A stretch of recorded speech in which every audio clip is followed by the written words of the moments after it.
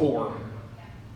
So sit back and enjoy the tale of the time I fucked a hooker, a tragic comedy in 3 acts. First of all, let me set the stage for you. This happened in Amsterdam, right? Amsterdam, proof, it really happened in Amsterdam on New Year's Eve.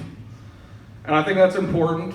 One, because you probably know that marijuana is legal in Amsterdam, but you might not know that magic mushrooms are also legal in Amsterdam. So if during this story, my decision making seems wrong, just remember I was on a head full of mushrooms. Secondly, it's important because I know some people, women, look down on prostitution.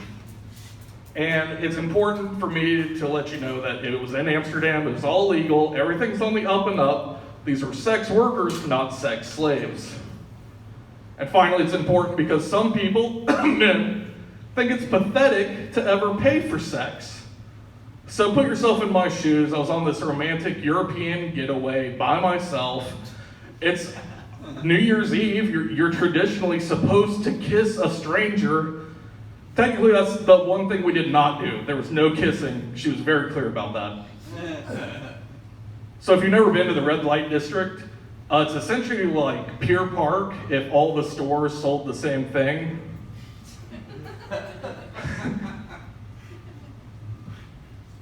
It's just the streets are lined with these little apartments. They all look exactly the same. Downstairs there's a little chill room, big ass window, red light. The girl hangs out there being sexy. Then you go upstairs to the boom boom room. If the girl is not in the window, I mean she's upstairs making boom boom. Some of this is important later. This is called foreshadowing. Anyway, I pick my girl. We go upstairs. She tells me, take all your clothes off. Right away, this is a problem. Because I'm from Panama City. This is as cold as I'm used to. And now we're talking about winter in Northern Europe. Like Napoleon's troops couldn't handle this shit. Shrivel doesn't begin to describe, as soon as I got off the plane, it was like my dick saw its shadow and went back in the den to hibernate. And he was in there deep too. It looked like I had 2 belly buttons. But I was trying to be cool, so I just took my clothes off. And this girl, God bless her, man, she didn't even blink. She just reached inside me, extracted my penis, slapped a condom on it, and started sucking. Which was so sexy. It was like a sexy magic trick. Right? Like, is this your card? And that's when we started negotiating the price. Now, I did not really plan for this adventure. I blame the mushrooms on that. So I only had 80 euros in my pocket. So I'm thinking, I don't even know if I can afford what's happening right now as she continues to suck my dick through this negotiation. So when she says that the blowjob's gonna be 60 euros, I'm thinking, yes. I get a nice blowjob, I can afford to give a nice tip, in and out. Then she says, if you wanna fuck, it'll be 100 euros. And I don't know about you guys, but I find it hard to lie in the middle of a blowjob. So I told her the truth, but also told it to her I was kind of trying not to hurt her feelings. I was like, look, I think you're really pretty and interesting. I just don't have 100 euros on me. So she's like, that's cool. I'll still fuck you now, on the front. And afterwards, you just leave me your cell phone as collateral and go hit the ATM. And on a head full of mushrooms with mouth on your dick, that sounds like a pretty cool idea. So I'm like, yeah, sure, okay. You're really smart. So we have sex, man, and dude, it was so weird. This girl fucked me with surgical precision.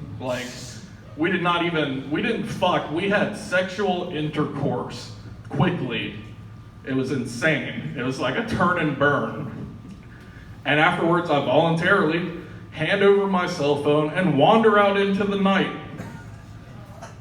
Now, alarm bells should have been going off. I should have been worried about the Russian spyware that's absolutely on my phone now. I should have been worried that my ATM was going to be drained before I even got there. But, I wasn't. I blame the mushrooms on that. But I was also kind of just just got laid. Feeling good. And I got so lucky, you guys. There was one of those little like bike cab dudes. So I go to him, I'm like, hey man, ATM, right back to this exact spot, let's go. We hit it, money came out, no problem, go back. And only when I got off that pedicab did I realize I was totally lost. Because like I foreshadowed earlier, everything looks exactly the same. And now none of the girls in the window are my girl. So I'm just wandering the streets of fucking Amsterdam. You know, it's all starting to hit me like, oh, I'm so dead. I don't even know where my hotel is. Like, this is bad. I don't even have my passport on me. I'm so fucked. And just when it all gets bad, I just collapse into a park bench and spark up a joint because it's Amsterdam. I hear this tapping on glass. And I look up, and there in one of the windows is my girl, like smiling, like an angel. So I go to her and I'm telling the whole story. Like, oh, you know, I was lost without you. And she's like, yeah, but do you have that money though? So I gave her the money and she gave me my phone. And just when I was about to say goodbye, another dude comes down from the boom boom room, fresh from fucking this girl. And I'm gonna be totally honest, that stung right in my little heart. Like, I haven't even paid you yet, and you're fucking other guys?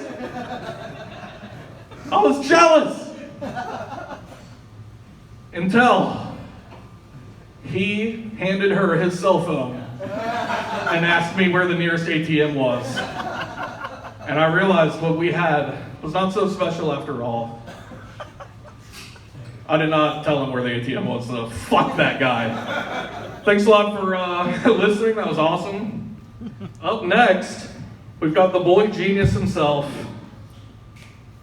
America's next top hand model, the Reverend Dr. Jade Green.